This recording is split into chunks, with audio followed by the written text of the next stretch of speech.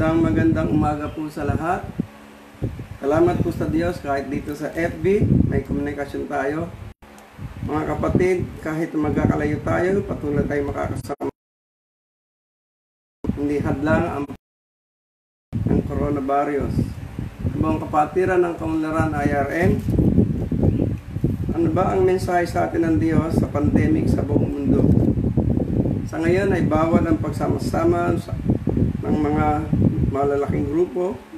Kahit ang pagsamba sa Diyos sa bawat simbahan ay epektado.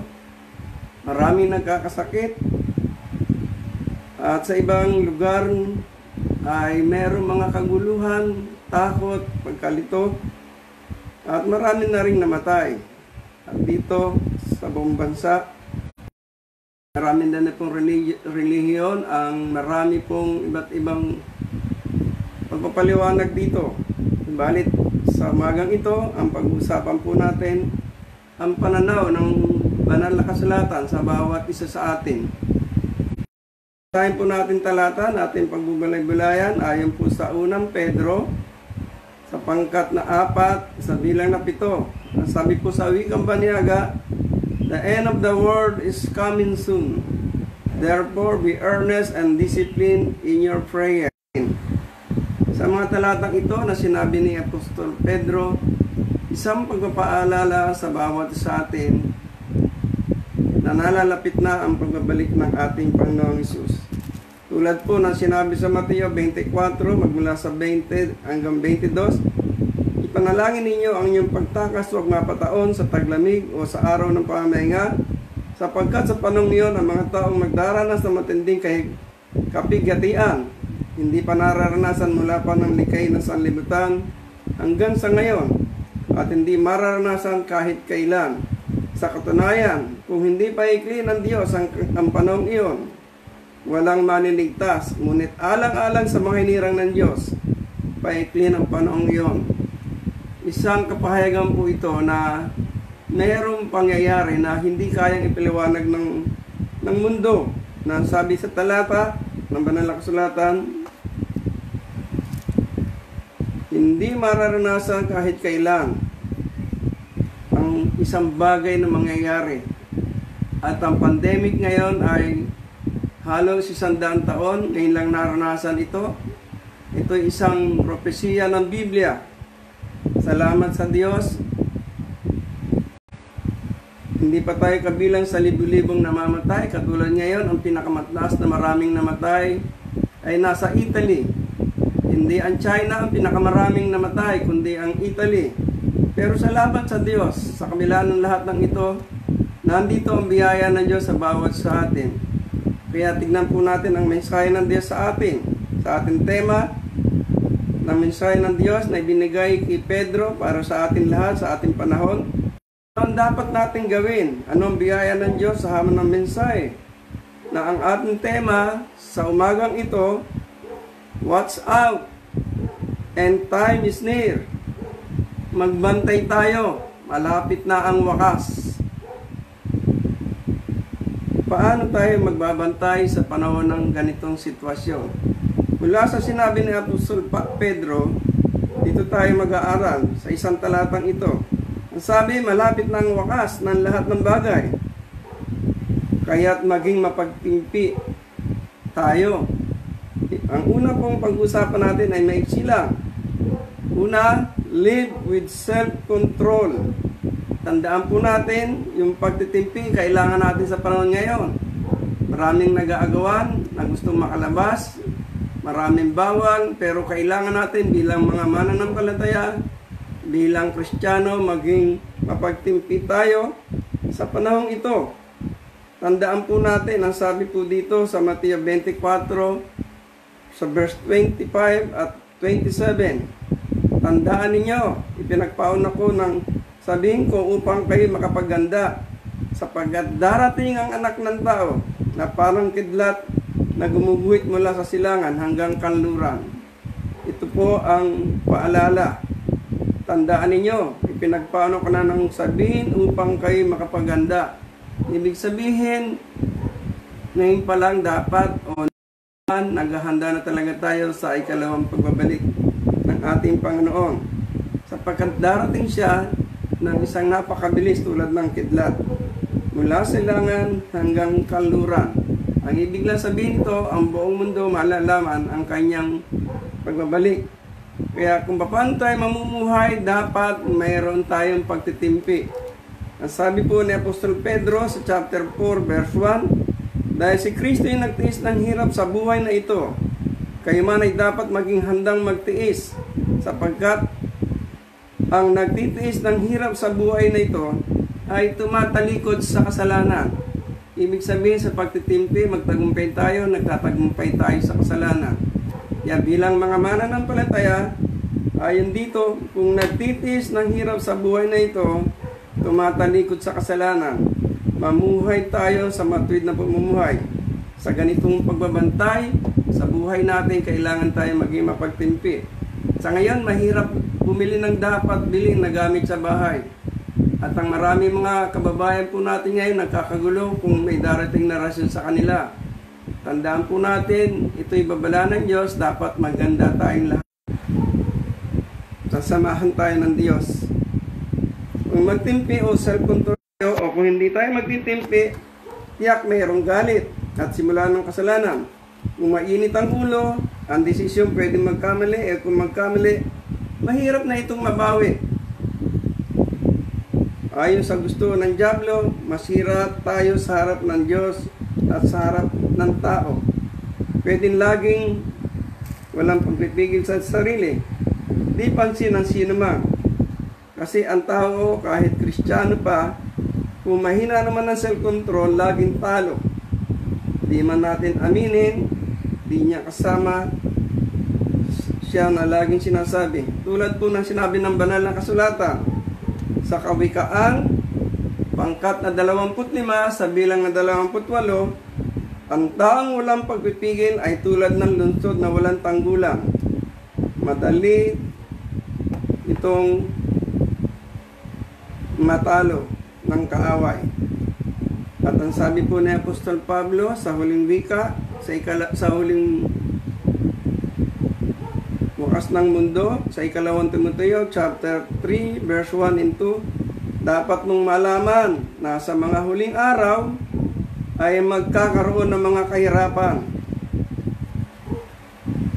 Dito sa labas ng ang tao ay pagdating ng kahirapan, makikilala ang tunay na mananampalataya.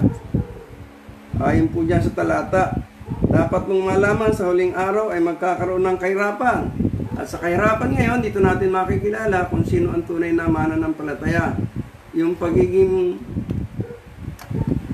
pagkabalisa ay hindi dapat nakikita sa ating mga mananampalataya. Dahil yan ay pangako ng Diyos, hindi niya tayo iwan, hindi niya tayo pababayaan. At dapat alam na alam natin ito. At ang sabi sa verse 2, mga tayo magiging makasarili, sakim sa salapi, palalo, mapagmataas, mapagsamantala, sawain sa magulang, walang utang na loob, lapastangan sa Diyos. Sasabihin ng iba, hindi naman sila naglalapastangan sa Diyos at sila'y mananampalataya. Hindi aamin ito ng tao. Dahil ang sabi ng Biblia, dapat mong malaman na sa mga huling araw magkakaroon ng kahirapan. At ngayon ay may kahirapan sa buong mundo. Ang masakit pa nito, maraming Kristiyano ay pasaway pa rin sa buhay natin sa panahong ito.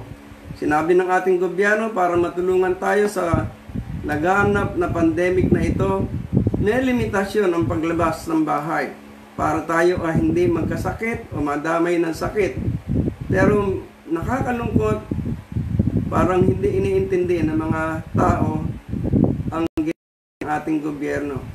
Dapat tayo mga Kristiyano ang unang susuporta sa ating gobyerno dahil sinabi ng banal na kasulatan, ang batas ng gobyerno ay batas ng Diyos na dapat sundin. Ayon sa Roman chapter 13 sa verse 1. At napakahalaga nito.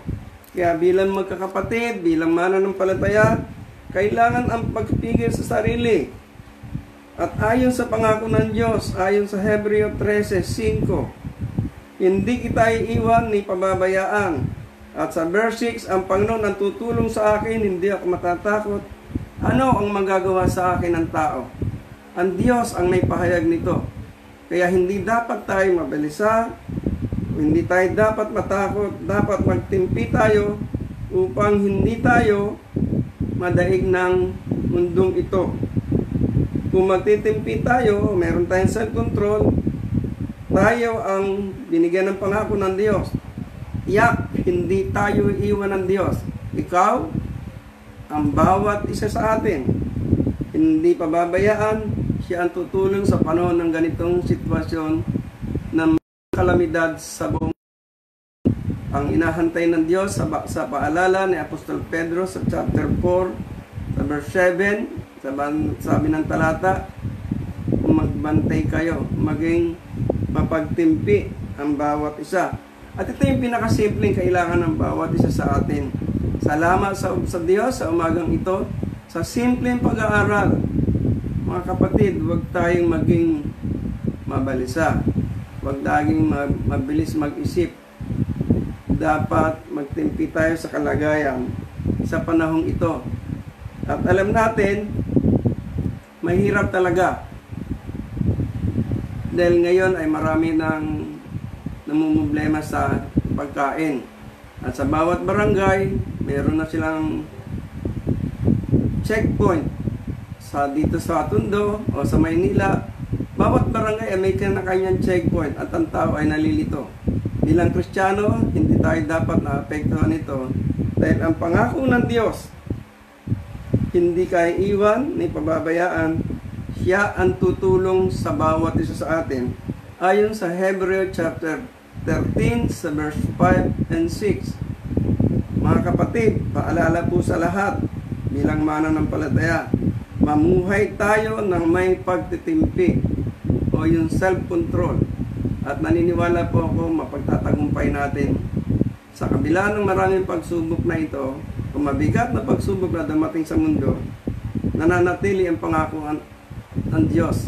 Ang Diyos ay hindi sinungaling, hindi nagbabago sa kanyang pangako. Ito ay kanyang tutuparin sa bawat isa sa atin. Kailangan lang po ng bawat isa mamuhay ng may pagtitimpi sa biyaya ng Diyos.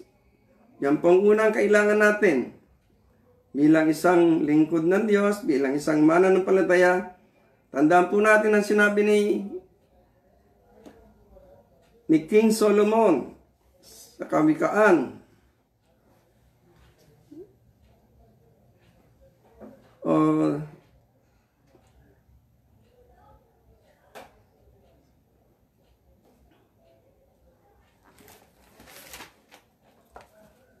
Sa chapter 25 sa verse 28, ang taong walang pagpipigil ay lungsod na walang tanggulang, madaling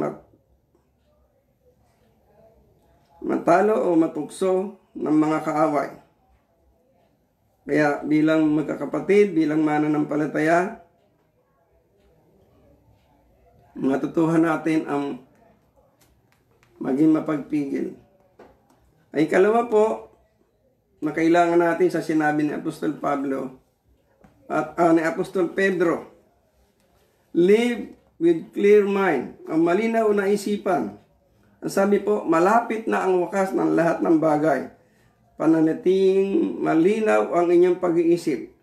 Sa panahon ngayon, dapat malinaw ang ating isipan sa bawat sa atin. Or mahinahon, hindi basta o ulang, tinitignan o pinag-iisipan ng lahat ng desisyon. Pagka nagkamali tayo, tayo ang talo. Dapat laging malinaw ang isipan natin, lalo sa panahon ngayon. Hindi ko aning narinig, nakita natin, nabasa natin, mabilis nating tinatanggap. Mag-isip muna tayo, katulad sa FB ngayon. Ang daming lumalabas na mga patungkol sa coronavirus. O mga balita, mga may sakit, nakatakas, wag mo natin paniniwalaan agad. Meron po tayong gobyerno na baka yan na iniistorbo lang ating gobyerno para mabilis na malutas ang suliranin ito sa ating bansa. At dapat laging malinaw ang ating isipan. Sa kaguluhan ngayon, Dapat malinaw ang isip natin. Paano tayo magiging maayos sa buhay natin ito? Sa sitwasyon ngayon.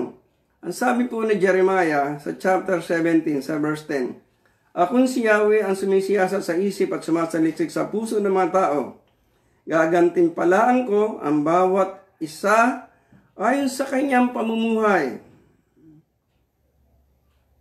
At gagantimpalaan ayon sa kanyang ginagawa. Sa panahon ngayon, alam ng Diyos ang laman ng ating puso't isipan.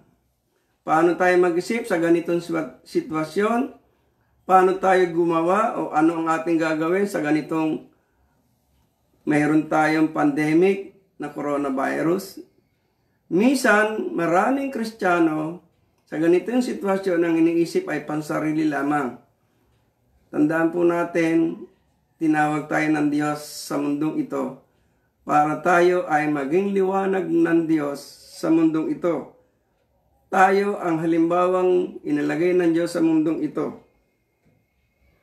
Alam ng Diyos ang laman ng isip at puso natin.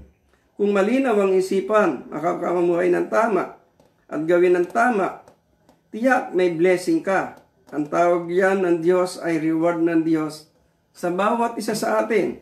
Ang sabi po dito sa Jeremiah 17:10, Akong si Yahweh ang sumisiyasat sa puso, isipan ng mga tao. Gagantimpalaan ang bawat isa sa ayon sa kanyang pamumuhay, gagantimpalaan ang ginagawa. Sa bawat iisipin at gagawin natin na ayon sa kalooban ng Diyos, mayroon tayong reward sa Diyos. Ang reward sa panahon ng ganitong tagutom, ganitong pandemic na ito, hindi tayo pababayaan ng Diyos. At tulad ng sinabi sa Isaiah 26 verse 1 to 4, Si Yahweh ang magtatanggol sa atin at magbibigay ng tagumpay. Buksan ang pintuan at hayaan pumasok ang matuwid sa bansa na laging tapat. Bibigyan mo ng lubos ng kapayapaan ang mga may matatag na paninindigan at sa'yo'y nagtitiwala. Magtiwala kayo kay Yahweh magpakailanman, sapagkat ang Diyos na si Yahweh wala hanggang kublihan. Ibig sabihin ni Propeta Isaiah, sa panahon ngayon, ang kailangan natin paninindigan sa pananampalataya sa kabila ng sitwasyong ito at makita sa atin yung lubos na pagtatapat, nagtitiwala tayo sa Diyos. Pero napakasarap. Grabe po itong blessing ito ng Diyos sa atin. Dito, ang Diyos ang sa iyo'y magtatanggol. Ang Diyos ang magbibigay ng tagumpay. Ang Diyos ang magbibigay ng kapayapaan. Ang kailangan lang natin, maging matatag sa ating paninindigan bilang isang Kristiyano. Huwag po tayong mag-alala sa kahirapan ng mundo. Ang Biblia ang nagpapatunay sa panahon ng kaguluhan, tagutom, pinabayaan ng Diyos. Sigurado ang pangako ng Diyos. Sa panahon ni Noah, sa panahon ni Joseph, hindi pinabayaan ng Diyos. Sa panahon ni Jacob, kahit hanggang sa panahon natin ngayon, hindi nagbabago ang salita ng Diyos. Kahit may problema, hindi dapat tayo mag-alinlangan. Kailangan lang pumanindigan sa ating pananampalataya. Kahit hindi tayo lumalabas ng bahay, sapat ang biyaya ng Diyos sa buhay natin. Naniniwala po ako, totoo ang sinabi ng Diyos dito sa Isaiah. Si Yahweh ang magtatanggol sa atin, magbibigay ng tagumpay. Buksan ang pinto at hayaan pumasok ang matuwid na bansa na laging tapat. Bigyan mo ng lubos na kapayapaan. Ang hindi nababayaran sa mundong ito, ang kapayapaan dulot ng Diyos. Sa kabila ng kaguluhan, mayroon tayong kapayapaan. Ang payo sa atin ni Apostol Pablo sa 1 Corinto chapter 1 sa verse 10, Mga kapatid, ako'y nakikiusap sa inyo sa pangalan ng ating Panginoong Jesucristo, magkaisa kayo, huwag kayo magkabahabahagi. Maging isa, maging isang isipan at maging sa layunin. Ang pinakikita po ni Apostol Pablo, sa kabila ng kaguluhang ito, makita rin sa atin, hindi tayo nagkakahiwa-hiwalay, hindi tayo nagkakabahabagi, maging sa isipan, maging sa layunin. Kung anong layunin ng Diyos, dapat makita sa buhay natin lahat sa kabila ng kaguluhang ito. Ang paypong ito, inaasahan ng Diyos, mangyayari sa atin sa kabila ng kaguluhan. Hindi magiging dahilan ng pandemic na ito na tayo magkahiwa-hiwalay. Pwede tayong gumamit ng ating cellphone. Salamat sa Diyos sa modernisasyon ng lumalabas sa ating mundo dahil dito nagkakaroon tayo ng komunikasyon. Kaya naniniwala po ako at nananampalataya po ako. Hinanda tayo ng Diyos na darating talaga ang ganito. Meron pa rin tayong komunikasyon. Di man tayo nakita-kita sa loob ng simbahan sa pamagitan nito. Pinayagan ng Diyos ito para tayo makahanig ng katwiran niya na kailangan natin gawin lahat bilang magkakapatid. Kung ito po ang unang kailangan natin, mamuhay na may pagtitimpi sa harap ng Diyos, mamuhay na may malinaw na isipan. Ang ikatlong bagay sa sinabi ni Pablo, malapit na ang wakas sa lahat ng bagay, kaya't panatilihin ang inyong pag-iisip upang kayo makapanalangin. Ibig pong sabihin, sa ganitong sitwasyon, ang kailangan natin makapanalangin. Pero alam mo natin, kapag nananalangin ng tao, ang kailangan natin, totoong may connection tayo sa Diyos. Ibig pong sabihin, sa pamumuhay nito, ang kailangan natin, ikatlong bagay na tandaan natin, live with consecrate life to God. Dapat namumuhay tayo na ang buhay natin nakatalaga sa Diyos. Kung hindi ang buhay natin nakakonect sa Diyos, hindi tayo makakapanalangin. Para makapanalangin tayo sa Diyos, dapat nakakonect ang buhay natin. Totoo, sinasabi ng lahat ng tao siya'y nananalangin. Pero ang totoo, karamihan sa nananalangin nasa isipan niya lang, wala sa kanyang puso. Pero dapat bukas sa puso natin ang ating pananalangin. Dapat sa Diyos.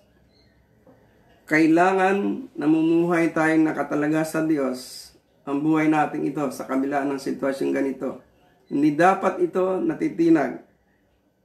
Marapat italaga ang sarili sa Diyos. Tulad ng sinabi po sa 2 Chronicle chapter 16 sa verse 9. For the eyes of the Lord reigns throughout the earth to strengthen those heart are fully committed. Sabi po ng Biblia sa talatang ito, nagmamasid si Yahweh sa buong daigdig upang tumulong sa lahat ng tapat sa Kanya. Ibig sabihin, kailangan talaga nakakonek tayo araw-araw. Huwag natin pababayaan yung ating connection ngayon sa ating Diyos. Sa panahon ngayon, ang Diyos ang kailangan natin. Maging tapat tayo sa lahat ng bagay. Tiyak, kalakasan, mararanasan. At mararanasan natin ang proteksyon ng Diyos sa bawat isa bilang isang mananampalataya. At kapag totoo na tayo nakakonek sa Diyos, maliwanag ang sinabi ng Biblia bilang isang mananampalataya. Ang matuwid ng panalangin na matuwid ay tinutugon ng Diyos. Kailangan po natin ito ngayon ay kalakasan mula sa Diyos. Ang sabi po sa Biblia, ang isang taong nakakonekta sa Diyos, ito ang kailangan natin ngayon. Sa Leviticus chapter 11 sa verse 44, I am the Lord your God, consecrate yourself and be holy, because I am holy. Sa Leviticus, magpakabanal kayo sapagkat akong si Yahweh ay banal. Kayo'y pinili ko sa gitna ng mga bansa upang maging akin. Isang pribilehiyo po ito na sinabi dito sa Leviticus chapter 20 sa verse 26. You are to be holy to me because I am the Lord, I am holy, I have set you apart from the nation to be my own. Napakasarap sa buong mundo. Isa ka sa pinili ng Diyos. San Diyos na banal ang pumili sa atin. Mula nung tayo makakonek sa Kanya. Ang kailangan lang natin, magpakabanal. Sabi po ni Apostol Pedro sa chapter 1 sa verse 15 hanggang 16, dahil ang Diyos ang pumili sa inyo ay banal, dapat din kayong magpakabanal kayo, sapagkat ako'y banal. Pinili ka ng Diyos, dapat italaga mo ang iyong sarili sa ating Diyos. Mamuhay ka ng may kabanalan. Kung hindi ka mamumuhay ng may kabanalan pagdating na wakas ng mundo, may iwan ka dito sa lupa. At kung atin pong kailangan malaman kung kailan darating ang Panginoon, walang nakakaalam ng wakas ng mundo. Kaya dapat maghahandalan tayo. Ang sabi ni Apostol Pedro, chapter 3, sa verse 10 hanggang 11, ngunit ang araw ng Panginoon ay darating tulad ng isang magnanakaw. Sa araw na yon, ang kalangitan ay biglang mawawala, sabay ng isang malakas na ugo ng matutupok ang araw, ang buwan at ang mga bituin, ang mundo at ang lahat ng bagay na narito ay mawawala. Dahil ganito ang magiging wakas ng lahat ng bagay. Mamuhay kayo ng may kabanalan at sikapin ninyong maging makadiyos. Ito yung binigay sa atin ni Apostol Pedro sa verse 4, verse 7. Malapit na ang wakas. Paano ba yan? Sabi, ngunit ang araw ng Panginoon ay darating tulad ng isang magnanakaw. Ibig sabihin, di natin alam kung kailan darating si Kristo. Pero ang Biblia, nagbigay ng mga palatandaan. Ang mga palatandaan yan ay nakasulat sa Matthew chapter 24. Magmula sa verse 3 hanggang sa mga sumusunod. Kung babasahin natin yan. Pero ang the best, kailangan magbantay tayo sa pagbabalik ng Panginoong Hesus. Kung paano tayo magbabantay, dapat ang buhay ng bawat isa sa atin bilang Kristiyano nakatalaga sa atin Diyos. Kung ano man ang meron tayo, salamat. Kung kulang, salamat din. Ano ba ang pwede nating gawin sa panahon ngayon? Magagawa nating mamuhay kabanalan. Kung itatalaga natin ang ating sarili sa Diyos, mararanasan ang pangako ng Diyos. Hindi ka iiwan, hindi ka pababayaan ng Diyos. Siya ang tutulong sa iyo, magtatanggol, tataglayin ng kapayapaan. Ang kailangan lang ng bawat isa, panindigan natin yung ating pananampalataya